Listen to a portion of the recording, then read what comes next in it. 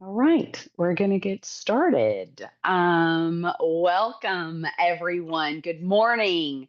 So excited to have all of you join us this morning for this very timely discussion as we wrap up Mental Health Awareness Month. Our topic today, investing in well being, the strategic advantage of mental health support in the workplace.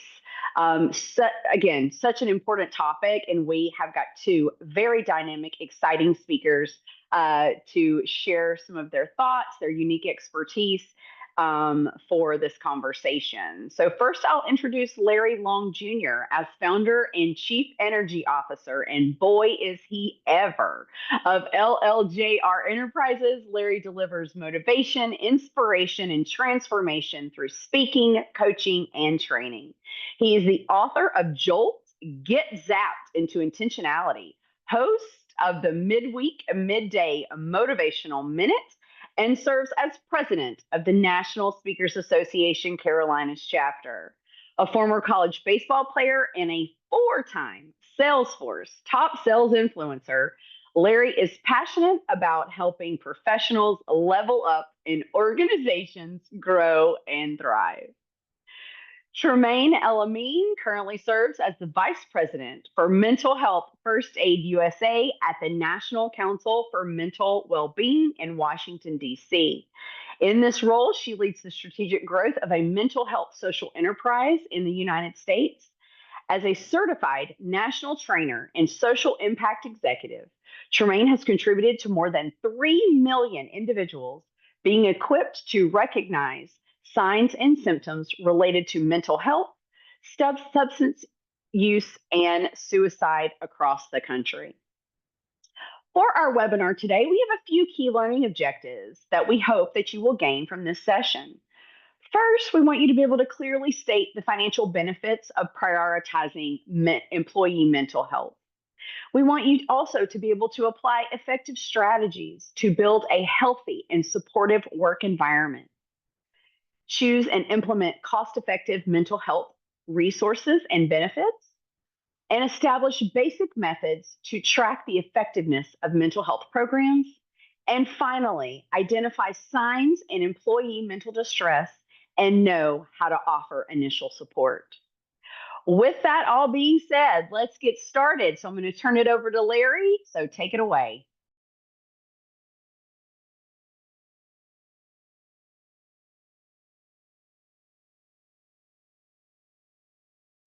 No one was gonna tell me that my microphone was muted. It's that kind of thankful Thursday, y'all. It's okay. I got backup just in case. I'm Larry Long Jr., CEO, that's Chief Energy Officer of LLJR Enterprises. I'm happy to be here to talk about investing in well-being and really the strategic advantage of mental health support in your workplaces. Thrilled to be in the mix for this powerful conversation. It's something that we all know has been overlooked. It's been swept underneath the rug for way too long. And Mental Health Awareness Month is every month. But I'm glad that this month we're really dedicating. It's been far too long to make sure that we prioritize mental health in the workplace. Now, we know this, and a lot of what we share today is stuff that we already know. But one thing that I found is that knowing oftentimes isn't doing. Now, we know, and let's keep it real, if our people aren't well, our business isn't well. And I'm going to put a period on that. Now, I want to start off and talk about the impact of turnover. We know that revolving door, and I just had coffee with a leader who's going to put in his notice today or tomorrow because he's in a toxic environment after just 3 months. Come on now, that's expensive. It's exhausting. It's disruptive, and it's not disruptive in a good way. And I just ask you, how many of y'all have actually seen the hire, train, lose, and then repeat? And we're on this cycle where we continue to do the same daggone thing and expect different results. I think they call that insanity in the dictionary. Now, SHRM, they did a research study that showed that replacing an employee can cost close to half of their salary, 50 to 60% of their salary. And personally, I've seen that that number can be higher if you look at the momentum that's lost. If you look at the morale that takes a hit of your people and the ripple effect that happens to your team when folks leave, especially the unwanted churn. Now, I like to ask the question, and I encourage you to ask this same question. Why are your people leaving? What I've seen, especially in those fast-paced workplaces, I have the opportunity to work with startups and teams that are growing fast, that people are burnt out. They're leaving because of burnout. They feel disconnected and or they don't have the psychological safety within the workplace. They don't feel like they're seen. They don't feel like they're supported. They don't feel like they're safe enough to even share, hey, I need help. I'm waving the white flag over here. Now, guess what? Help is on the way. This is all preventable. And that's the good news. You have it right at your fingertips. We all have that ability to totally flip the script of what's been happening. And we can do that by investing in our and our people's well being. What we found is that when leaders, and when I say leaders, I don't care about the title, I'm talking about you and you and you. We're all leaders, and we have the opportunity to support and invest in a culture that prioritizes mental well-being. Now, that's not just pizza parties. I love pizza. I mean, I got a little belly over here. Or yoga mats. I like yoga as well. Well, not really. I tried hot yoga. I almost didn't make it. But real psychological safety. When we create that, people stay. Not only do they stay, but they collaborate with their teammates better. They're not scared to ask those questions or even share bold ideas. My colleague who I met with today said that their leader yells and screams and curses. Who wants to be there? The product is amazing, but the culture is, it's horrible. Your folks innovate more. They know that their mistakes aren't going to define them. They stay longer. The culture feels like a home and not like a hustle. Who wants to be trapped in that hustle? They truly thrive. And that's what we want to create, an environment where our people feel like they can thrive. And when people thrive, they treat their customers as if it's their own business. They take ownership. Their emotional tank is not on E. And I'm sure that there's some folks out there right now that can relate. Your tank is on E. Now, Larry, you painted the picture of what we're facing. That's good, but I didn't come this far just to come this far. I want to be great. What can I do? Well, I'm glad you asked. Yes, I'm a mind reader. I've got 5, I'll call them simple strategies in context, but they're challenging to actually implement. But this is going to fuel success in your teams. And what I found is that the sales teams I work with, the organizations I have the opportunity to coach, they do this very well. Number one, model vulnerability. Talk about your own stressors. Make sure your people know that you are human. Some people call me Larry GPT, but I'm human. Sometimes we have to admit that we're not superwoman, we're not Superman, and share the same struggles. We can admit that sometimes we do get overwhelmed, or maybe it's just me. But by modeling and showing that it's okay to not be okay, that's not showing weakness, but that's showing true leadership.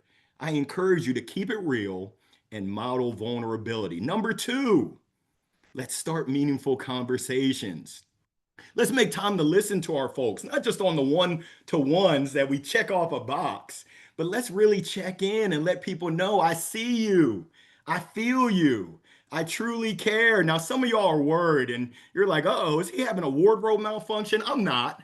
But essentially, I wanted to demonstrate what this is really all about. And for those folks in the back that can't see, this shirt says relationships.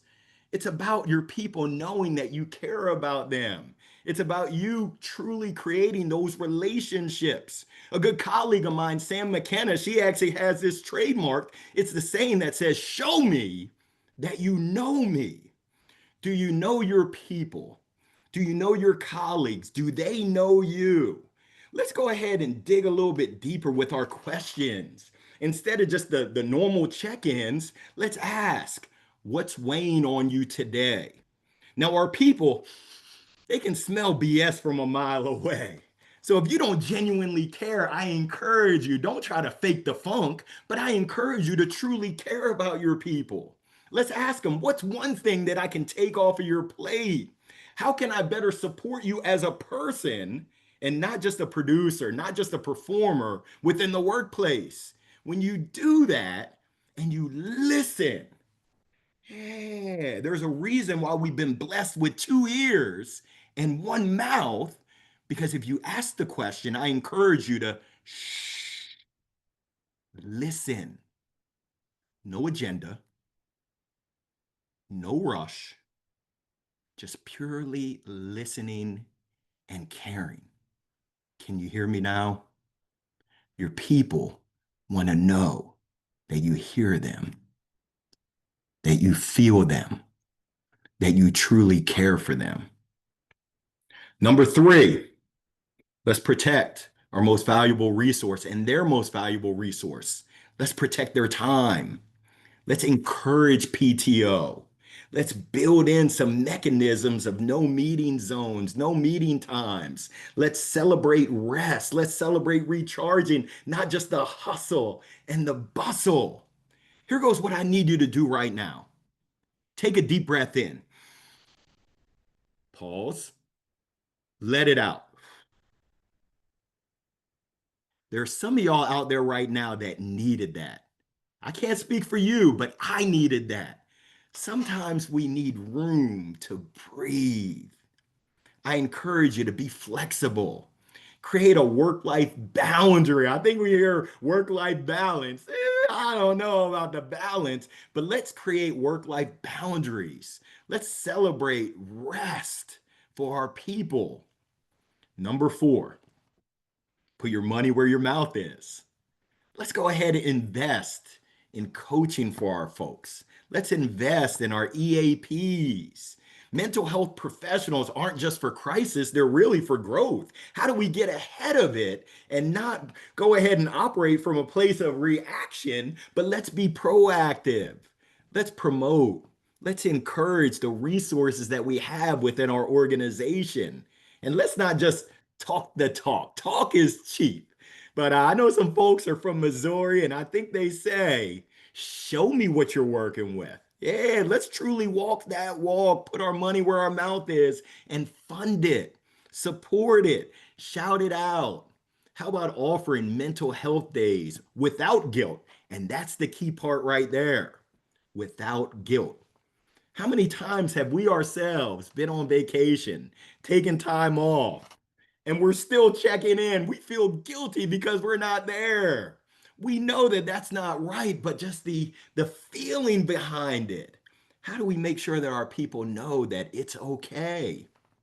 Speaking of okay, how do you know you're doing a good job? Number five is recognition for the win. How do we recharge our folks? Recognize often, celebrate the small wins. How about giving daily shout outs? How about sending gratitude emails? They don't cost a thing, but they pay dividends in loyalty and energy. I'm the CEO for a reason, Chief Energy Officer. Energy is transferable. Gratitude is the fuel. I wrote a chapter in a book called The Little Things Are Really the Big Things. I wanted to be called The Little Things Are Really the Big Things, but they wouldn't let me. How about handwritten notes, which can go a long, long way?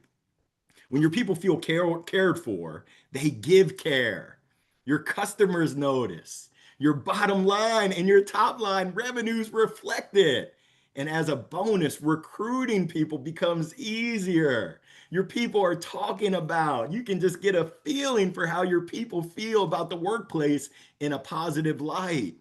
Now, in closing, I got a bonus for you. And I wrote a book called Jolt. So here's your jolt, and it's a call for action because this is all great information. Yeah, but like I said, knowing isn't always doing. Now we know that culture isn't built in the boardrooms. It's built in those small, little, everyday decisions. My question for you is, how are you exhibiting the daily discipline needed, the dedication to your people that's needed versus just the Monday motivation. And I do a midweek, midday motivational minute. It's good. But what are you doing in the margins each and every day? Because I believe that it's more than just policy, but it's got to be a true, a sincere priority to you, your leadership, and your organization as a whole. So my final question for you right now, what you going to do? What's that one action that you can take today to make well-being a priority within your organization? Yeah, I'm going to give you a quick second to think about it. Here goes what I want you to do. I want you to take that thought, document it, write it down. Now we're going to go the next step. I want you to share it with the team, with your leadership. Now we can hold ourselves accountable. The final action I got for you is on your mark, get set, go. In the words of Nike, I want you to just do it. I want you to act on it right now. And I encourage each and every one of us to stop treating mental health as an add on, as a bolt on. Let's make it a part of the core, a part of the foundation of how we operate, our standard operating procedures, how we lead, how we work, just how we do, how we win. Who's coming with me? I'm excited to pass the mic back to Neely. I appreciate you so much. If no one's told you today, I want to make sure you know each and every one of you in my world, you are awesome. Thank you for your time. Wishing you a thankful Thursday. I look forward to connecting with you. I'll put my information in the chat. Thanks, y'all. Thank you, Larry. That was wonderful. I got so many good nuggets I've written down here from it. So thank you again. All right. It is time for us to, we're going to push over to Tremaine. And all right, take it away. Well, I don't know where to take it because away is where Larry took us. I mean, listen, all that needed to be said, I want to reiterate, and I think I can be Larry's backup here. Backup. One of the wonderful things about adult learning is, 7 times 7 ways, right? We want to make sure that folks are getting the message. So a lot of Larry, what you shared, just let's say to the 10th power, right? What you shared, and so appreciate all those great nuggets that Larry shared with us. I just want to say hi. Hello there. I saw that folks are joining us from all over. Really, really appreciate you taking some time. Time, I always say, is the only one of the only non-renewable resources we have. Right. It is one of those things that I treat as a gift. Anytime I get to interact, anytime I get to connect with folks, anytime people don't run out the room screaming after I speak, is a time well spent. And I'm so grateful to be with you today. As was mentioned, it's Mental Health Month still. We are still in Mental Health Month, but Mental Health Month is every day for me, not an every month thing. It's an everyday thing for me. For the last 25 years, I'd like to say I've had the best job ever. I get to go across the country and tell people what to do. And that is to care about each other, care about what they're doing and how they're doing it, but also to care about our workplaces. We say we care, we say we want to attend to our mental health, but it's that thing called time that gets in the way. And today, my hope is to share with you a few strategies, some things you can put in your pocket to really take away from today. How many of us love to hear people talk at them and walk away not knowing what they might be able to do with that information? I don't think anybody would raise their hand about that. But I do have a specific question I want to ask you specifically. I want us to get truthful. I think truth and coming from a place of truth is so important. And so, if we're going to do that, I'm from Philly. That's the thing you need to know about me. That's the truth. I'm from Philly through and through. Go Birds. And I really want to talk through what are the opportunities for us to tell the truth to ourselves, tell the truth about what we think mental health is. So, right now, if you could help me tell that truth, I would love for you to go ahead and type into the chat box when you hear the words mental health, and addiction, right? Can you please type into the chat box what's the first thing that comes to your mind? Now, listen, we're in a safe space here. Go ahead and type that into the chat box. I want to know the first thing that pops into your mind when you hear the words mental health and addiction. Go ahead and type that in. Type that in. Okay, we've got folks coming in with the first word is anxiety, therapy, alone, feelings, challenges, sorrow. I'm seeing those come in. Stress. Okay, let's keep it going. A few more. Let's think about what is the first thing that pops into our head. Opportunity. Oh, okay. All right. I love the spin there. That person must be a mental health first aider, which I'll talk about a little later. Resilience, stress, can't help myself, how to manage, overwhelmed, hurdles. I appreciate the honesty in this chat. We're going to be truth tellers today together because if you notice, if you look inside of what was listed, there's a lot more words. What are you noticing about those words? Are there more positive words or more negative words? Let's think about that for a moment. What are we seeing? Are there more positive words or negative words? I think there are more negative words. Exactly, exactly. And I think that's because we tend to think about mental health not on the continuum that it's on. We tend to think about it, you know, more so in this what we can't do about it, not necessarily what we can. We don't think about the opportunities that exist, except for one brave human who shared that word opportunity. We tend to think about what are the impacts in a negative sense. And that is all related to stigma. So today I'm hoping that we can give you some effective strategies to really move forward with and think about what are those resources you already have access to. Sometimes we can't get new resources in our environments. What are those that you have access to? And then talk about what are those signs that someone, either yourself or someone you care about, might be in distress. And then how do you really work to have not only individual well being, but also organizational well being? And I'm going to try to do all of that in 15 minutes. Okay, y'all can time me. So we're going to figure that out together today. So thanks for answering that question. And our goal today is also to give the right truth, the right information to understand what is that working definition of mental health or mental well-being. It's not about just the health part, it's about the impact part. And I heard a lot of that in the chat today. It is about that impact to someone's ability to work, to carry out daily activities, and to engage in satisfying relationships. And y'all, I love movies.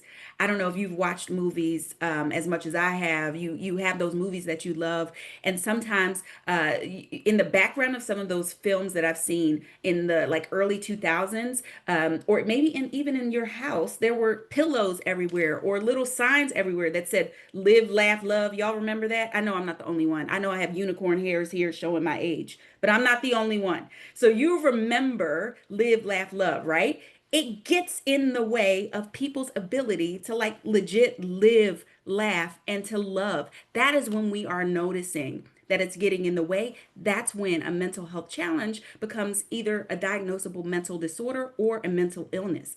And it's important for us to know that because we have to know the definition to understand how we apply language to really be supportive in our workplaces. And a lot of times, stigma is the thing that's getting in the way. Stigma is getting in the way so much so that in workplaces, I would say there were four things that are happening in our current landscape. Number one, we know that mental health is broader than just illness. It is a spectrum, and it's about people's ability to look at their social, their emotional, and their psychological well being, number one. Number two, the stigma within all of our industries, no matter where we work, it really is hindering individuals and employees from actually being able to reach out for help. They don't use the EAP services that Larry talked about. They don't use the wonderful the webinars that we're on right now that are being sponsored. They don't attend those because of the stigma associated with actually dealing with the challenges.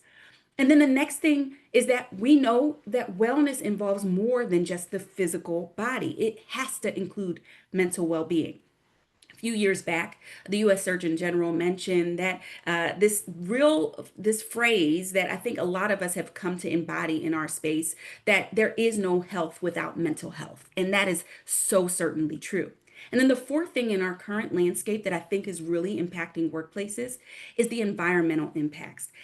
People do not leave parts of themselves outside of the door when they come to work. We just don't work that way. We can't take off our arms like the Mr. Potato Heads of the day, right? And take off our, like, we just don't take off parts of ourselves and leave them outside the door. We come as our full selves to work.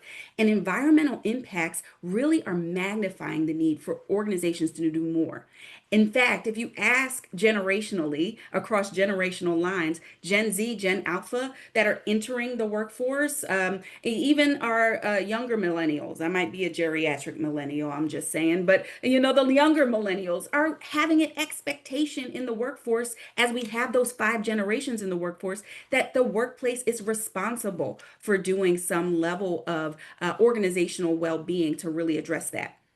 And so when we think about those challenges, there's a disconnect, right, between what we as workers or individuals that are working in these spaces might think we need and those that are in leadership often want to do well, but again, that time gets in the way, those budget challenges might get in the way, but we have to see mental health and well-being as essential within our workplaces, because an organization is so much more than the sum of its revenue or of its profits, right? We have to think about the fact that 3 out of 4 employees are reporting today that stigma exists in their workplace. And while 94% of CEOs in one survey believe that health and well-being is essential to attracting top talent, there's another percentage of those folks who don't. And so we don't know what organization we are in. We don't know what department we might be in. There's misalignment. And so we have the opportunity as leaders to really begin to align. And we have a framework for how we align. One of those ways, and what we talked about earlier, that framework is called algae. Now, I said algae and it sounds like pond scum. I promise you it's not. It's a 5-step plan that allows us to recognize what's going on with someone we care about or what's going on in our current situation, to listen non-judgmentally. And for any of us that are partnered, we think we're great listeners, but I think we can all do better. Don't look at me like that because it's not just me, it's you too. We could all do better with how we listen, and we talk about how we do that non-judgmentally. We think about giving reassurance and information, right? How do we give not just information, but reassurance and the right information with the right resources, right? And then we encourage help in 2 different ways. And this is really important because I think a lot of times when we have this well-being conversation, we only focus on the individual. We don't focus on the organizational aspects that cause impact to individuals. So we encourage self-help and other support strategies, but we also encourage professional help when warranted. And we teach people through a program that's a day long how to recognize when those things are getting in the way, when that live, laugh, love is impacted. And we also teach people what it is in our workplaces that's beyond the scope of our practice. We are not teaching people how to buy some space and rent a cute couch and charge billable hours to listen to people's challenges. Okay, that is not what we're handing out the license to do. But we are teaching people how to stay within the boundaries of their role and in their professional setting, align to the context of their workplace and the policies and procedures in their workplace, and making sure that they are making impact by recognizing what to do. That's ALGEE. And that ALGE acronym and process is part of a program called Mental Health First Aid. Earlier, Neely mentioned that we have trained more than 3 million. We're now over 4.2 million people just in the US who've been trained in this program, and more than 8 million globally. Why am I mentioning that to you? Because I'm today just want to give you the nuggets that even if you never connect with the program, you're able to at least have a few steps that you can take in your day to day to really address some of these challenges. And so as we think about that, one of the things we do is recognize the signs. Recognize the signs. What are the signs and the symptoms in the workplace that you know someone might be in distress? So if you could, again, for me, listen, training is in my DNA. So inside the chat, this is a dialogue between us. Inside the chat, go ahead and write down what are some of the things we might see that we can recognize that a colleague is in distress. What are we observing with our eyes? Just like the two ears that Larry mentioned, we've got two eyes. So, what are we observing sometimes? Not being present or focused, Amy says. Catherine saying change in behavior, being withdrawn, absenteeism, flustered, checked out, not meeting deadlines, a quick fuse. I'm coming back to that one, Allison. Subdued, body language, being snippy, Tabitha. Yes, anger. Now, I love that three folks have, or a little more than three folks have identified that it's not just about those signs that we think about associated with things like depression or anxiety. It might be something like being more withdrawn, not really engaging, maybe some presenteeism or absenteeism. Yes. But what about anger?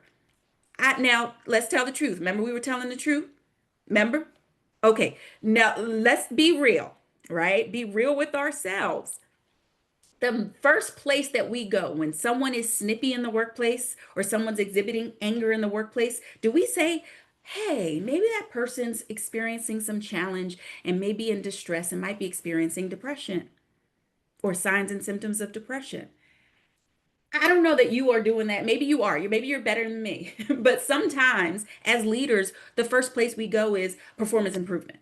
And we go to performance and we go to the impact there. And it's important for us, yes, we have to keep our organizations moving in the right direction, but we also can take the time to notice and then to respond appropriately by training ourselves to maybe not go the first place we go is that it's that individual's issue, that the anger that might be being displayed is directly related to a person's inability to deal with their own emotions. It could be that that person has so much of a workload that the organizational context is impacting their ability to actually regulate how they feel and how they express that in the moment. And so it's important for us to recognize that we might want to slow down.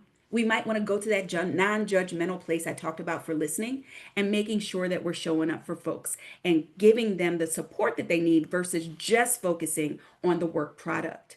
So that could look like changes, like you said, self-care, appearance, emerging pattern of lateness, right? We're looking for the delta. We're looking for the change that in that behavior and understanding that for some folks, it may look different.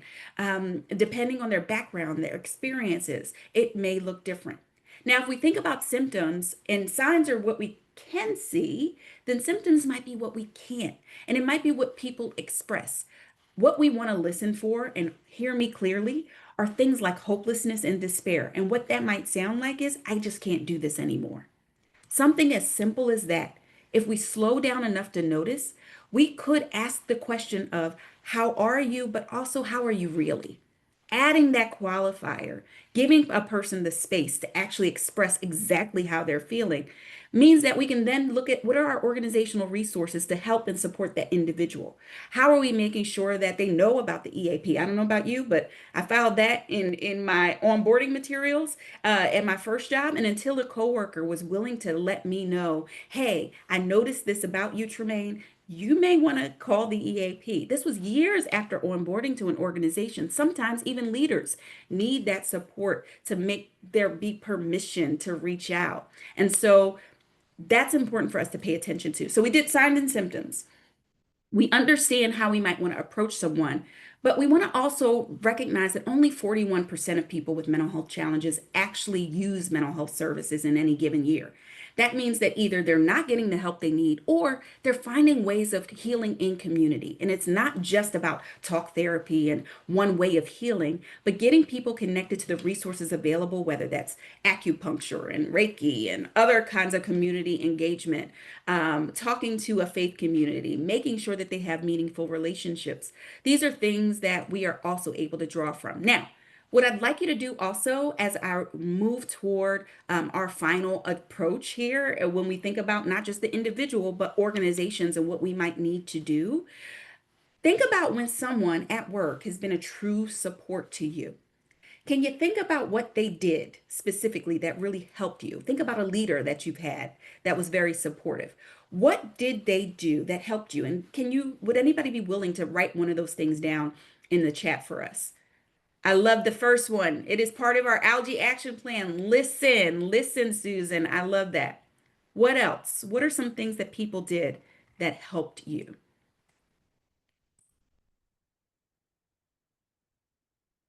Acknowledge Talk to me as a human and not an employee. I love that. Validation, space to take care of personal stuff and not even have to disclose what that personal stuff is, right, Rachel? And making sure that they're showing compassion, making sure that they're demonstrating how they can show up for me. And what we say with give reassurance and information is instilling realistic hope and optimism. We are the holders of hope for those who cannot hold hope for themselves. We have that opportunity and that invitation to be that for someone else. And I think that that's really important to pay attention to. And I think all of that is wonderful.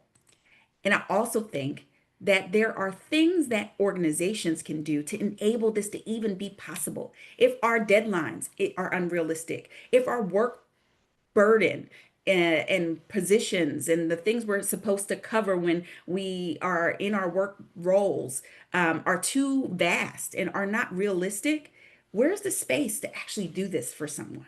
Right. And as leaders, it's important for that we evaluate and encourage our organizations to evaluate needs through a well being lens. And what do I mean by that? What are your policies and procedures about time off? When's the last time you considered flex scheduling? How are you working within your organization to really assess what this looks like, but also pulse surveys to really understand what is the perception of our benefits to our communities? And a lot of organizations have moved in that direction in recent years, and that's wonderful. But things evolve. The baseline has shifted. Being able to provide an EAP is just required at this point.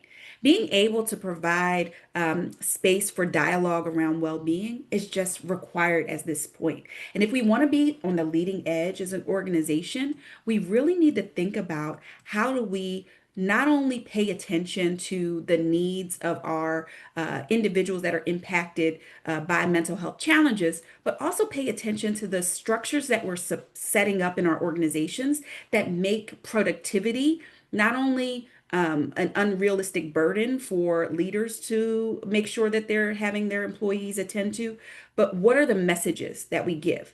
How are we making sure that we're modeling the way as leaders at the top of an organization to make sure that we're not reflecting one thing and saying another, right? And making sure that we're assessing our policies, our benefits, our utilization on a quarterly basis at a minimum to have input from things like employee resource groups or other organizational bodies that can give us insights into what's really helpful versus what's not. A lot of times that's relegated to one team, which I say is a super team within every organization. That's the HR team. I feel like they are the everything and the catch-all. So shout out to any HR humans that are on this call. And at the same time, it can't be just their responsibility. So how are we embedding well-being as a part of management training? How are we making sure that what we are creating is an environment at a structural level that actually is conducive to well-being being a part of what we do?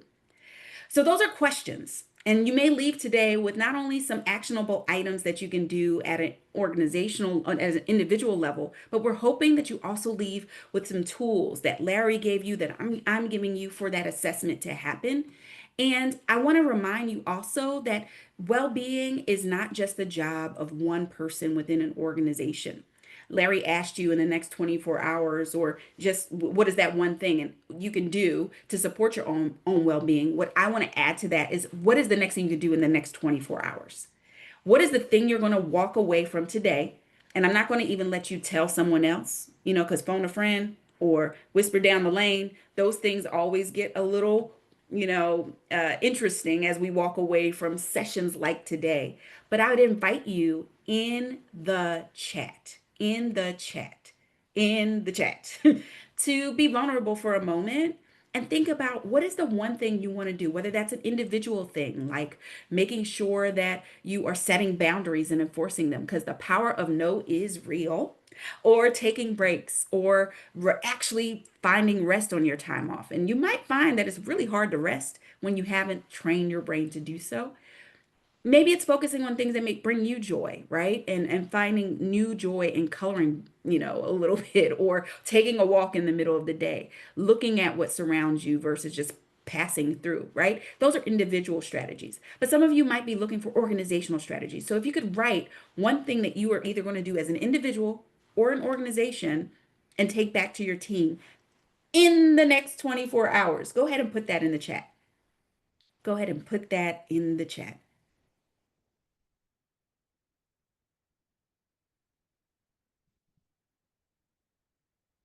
PTO. I love it. Thankful Thursdays. Gratitude. Gratitude is actually, there's a lot of studies that demonstrate the power of gratitude impacting our well being.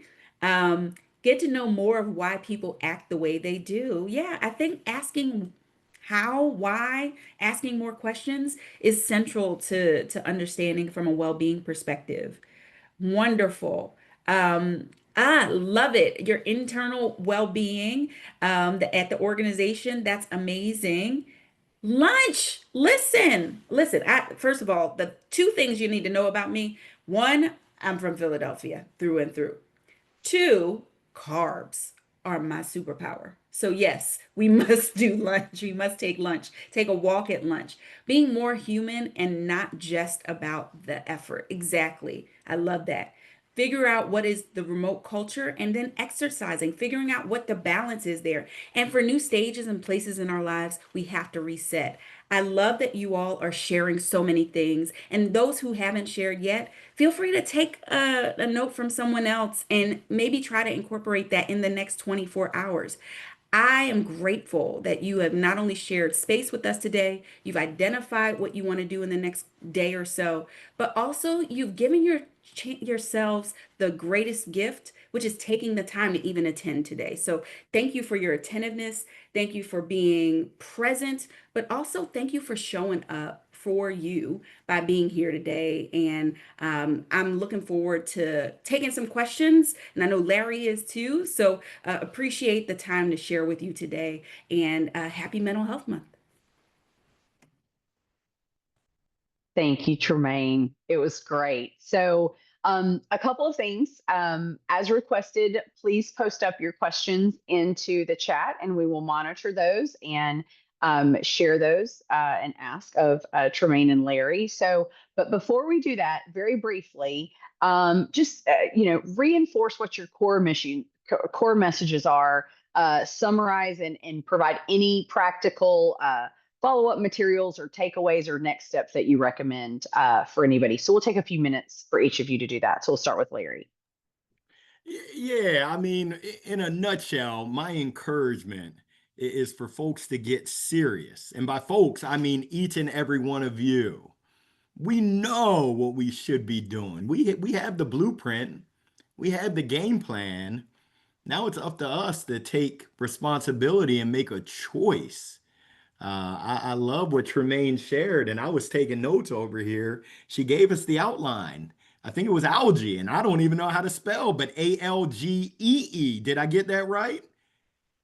So she shared it with us. Now we've got to put the mirror up and ask ourselves, what do we actually do? So I'll just drop the mic on that one. I love that. I love that, Larry. And I love what you shared about, this is such an opportunity. It's a gift actually to take some time away. And I don't want folks to feel like they didn't already do something. You had to register for this webinar. You had to show up and actually attend, or you had to listen if you're listening later because you had something happen, because life happens, life. You're listening later and you're listening to this. So you're doing something. Now, take it a step further, is what I think we're really saying, is that it really is about being not only intentional, but making the impact, right? Intentionality and impact are not the same. And so we can be well intentioned, but not necessarily take the step to make impact. And impact can look just like all the things that you saw in the chat. I saw someone say, it's the little things when you are used to doing something and it seems like it's innocuous, but somebody noticed. I can't tell you how many notes I get from staff members who are like, I really appreciated the space to just say how my day was, or I really appreciated that you made this a no video meeting, right? Or a walking meeting. I think that that's important too. It's these small things we can do to attend to it, but also it's structural. if you hear nothing else I said today, it is not just about the onus of the individuals in your workplaces to make these shifts happen. It is not just on your managers. If you have created a structure where what is rewarded is people not attending to their well-being, there is no way you're going to convince anyone in that organization that wants to be forward thinking or wants to move up within that organization that there is room for them to attend to well-being. And so not only these individual kinds of approaches, but it is really about taking a truthful look at your structures to make sure that you aren't unintentionally maybe creating a world where well-being is an afterthought. And So and I, true. I just want I want to add, I love to see the comments in the chat. I encourage folks because right now I know that folks have questions. I know you have questions. If you have the question, someone else has the question. I encourage you, please be bold, be brave, ask your question so that we can support you. Larry, there was a question earlier in the chat that came, and the question was, in a tight labor market, how do people actually find an employer who does what you guys are describing? What are some things that, he's very stressed. First of all, changing a job is one of the most top five stressful things that you can do, right? And then if you're in a bad situation, or even in a situation where you just want more growth or opportunity, it's very stressful because you're worried you're going to make the wrong decision because you don't really know until you know, right? So, what are some strategies, questions they can ask, and things they can do to help avoid making that mistake? I love it. And you might make a mistake. That's living life. Life is too short. I just had this conversation this morning. My buddy just turned 43 and he's at a crossroads. And I asked him the question that I'm going to ask you. What do you really want? What do you really want? What are your core values? What are your priorities? How are you living your dash? I'm going to be speaking at the Idaho Funeral Services Association in June, and I hate to share this, but the place that holds the most dreams is the graveyard. Think about that. I talk to people all the time that are noodling, doodling. I wish I had, living lives of regret. You have the choice. So, yes, and yes, the labor market is tight. Yes, you might make a mistake. Yes, and I encouraged my buddy earlier today, and my newsletter is going out on Saturday where I talk about dreams. Dream big. No, bigger. Think about it. When I can't speak for you, but when I was young, I used to dream crazy big dreams. When I got older, I started playing it safe. Those dreams all went, I don't have time for those dreams. I have to live real life. I started asking myself the question, why can't I make those dreams real life? I pinch myself every day. I know you won't believe this, but in elementary, middle, and high school, I used to get sent to detention for talking. I know you're like, no way, Larry. Yes way. My teachers would say, Larry, hush. Now I get paid to serve. I get paid to speak. I'm doing my first commencement speech tomorrow. I was just in Singapore. Larry Long Jr. was speaking in Singapore. If I can do it, you can do it. Yes, you can do it. And I encourage you. I encourage you to look at your team. What environment are you putting yourself in? How are you preparing to make those big moves? Maybe it's not right now, but you can put the pieces in place to be able to make those moves, to find that environment that's the right space and the right place for you. That would be my encouragement. Yeah. Yeah, I love that, Larry. I love that. I'm going the day-to-day route, right? Because that's listen, I've helped I don't know how many folks in this interestingness that is our world right now figure out what, you know, uh, what is the first next step, right? So I will encourage you on your journey of getting where Larry's talking about, which is amazing. The first next step is what are some of those practical questions you asked, Neely? It really is what is well being to you? Do you ask about well-being and not work-life balance? Because Larry, you mentioned this earlier. I can't stand that phrase. And it's only because it's like unattainable, right? We will never have a complete balanced life. It's just life. It's just the way it is. It's just not going to be. I think that it's really important, though, that we make sure that we are creating space for those questions and asking about what is the organizational approach to well-being. Do you have one? Or do you have some specific goals around how you're addressing well-being in your workplace? Asking people about their goals means that they have to have number one thought about it. They have to have a target. And I love this question about ROI that's coming in because that's what I'm looking for, right? How do they know what productivity looks like? And have they attempted to connect the dots between how are we supporting people's well-being and then looking at their productivity as a result of us supporting that and doing some level of study? It doesn't have to be complicated. There's so many ways to measure this, but it's really important that as you evaluate organizations, you're asking questions about well-being, but also um it's this phrase bloom where you're planted, right? And so for me, I know based on my circumstances, I didn't have the ability to hop around to different places, just life, people, family, all the things, not the ability, didn't have that ability. But in this market, you have so much more opportunity. So I decided to stop thinking that one organization can ever satisfy the itch I have around making impact in the world. I decided to say, okay, I'll do this for this organization, and I might do that for this organization, and I might do this for that organization. Because now I'm looking at my output, that dash that Larry talked about, as a cacophony of opportunity versus just the one role at one organization. And I'm so much more fulfilled by not requiring that one organization give me everything I need as it relates to well-being, that I look for my well-being in how I show up at whatever work I decide to do in multiple organizations. So I hope that those two answers give some additional, insights and help give you some specific questions you can ask, not only of an organization, but also of yourself. I think it's so important. The piece that you both have hit on is the asking of the questions and the conversation, and not just asking them, but listening to what they are giving you and really receiving that. I'm a big believer in when you're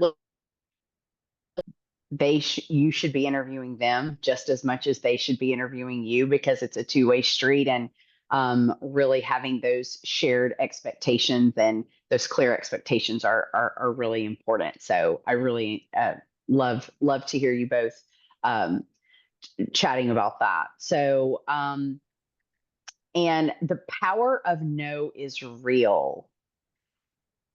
Can you can you each talk a little bit more about that, because we are in a world where sometimes we feel like we can't say no because it might look negative, it might be there's a negative connotation, we might have retaliation, whatever. So Tremaine, I'll start with you if you don't mind.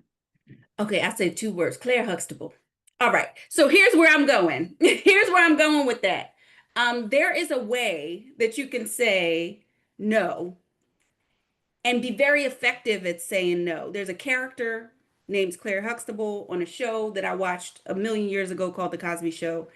And that character had the ability to, with grace and kindness and so much humility, still tell people absolutely unequivocally not. It's not happening, right? And so I feel like I have how you try to embody a certain persona when you're trying to get ready for something. I feel like I have to call on that for myself when I know I want to help, but it might be how I phrase it. I think no is always possible, but it's how. How do you say no, right? And no is always possible. No is powerful. And I found ways to say exactly what I need to say, but do it a little dose of honey, sugar, depending. And then also understand, when am I telling myself no? Because self-discipline is so important. A lot of times we think about the no's that we tell other people, but we don't think about the no's we need to tell ourselves as it relates to our behavior. And sometimes our behaviors are the cause of that lack of boundaries that other people have with us. And so I could go into a whole thing about that, but that's where I'll leave it and I'll let Larry talk about it too. I'm going to add on, Tremaine. Thank you so much. Claire Huxtable and cacophony. I can't even spell that, but we're saying no each and every day by saying yes.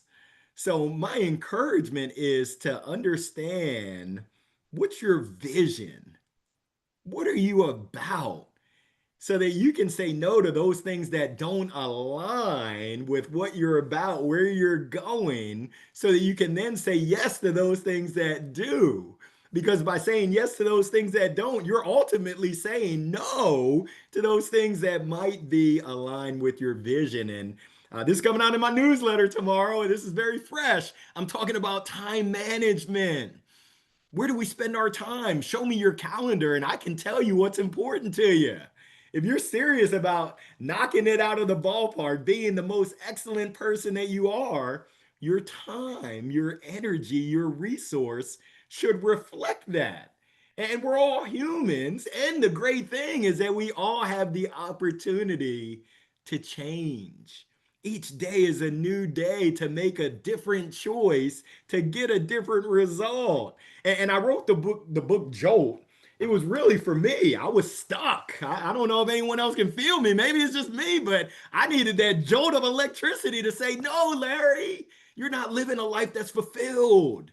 That's not the reason why you're on this earth, to be a robot in corporate America. You're here to impact people's lives across the globe. Let's go get it. And believe you me, I had that voice on this side of my shoulder that said, who do you think you are? You can't do that. Get out of here, boy. But then I had this other voice of my father empowering me, uplifting me, encouraging me. Let's go. You got greatness inside of you. So I'm going to share this with you. You've got greatness inside of you. One of my mentors, Dr. Willie Jolly, he shared this with me 3 years ago when I needed it, because life be lifing. Sometimes we need to lean on the faith and belief that others have in us until ours kicks in. So he shared it with me. I'm now going to share it with you. I've got faith and belief in you. Lean on it until yours kicks in. I give you permission. I encourage you. I uplift you. I inspire you. Make that transformation. Let's go get it.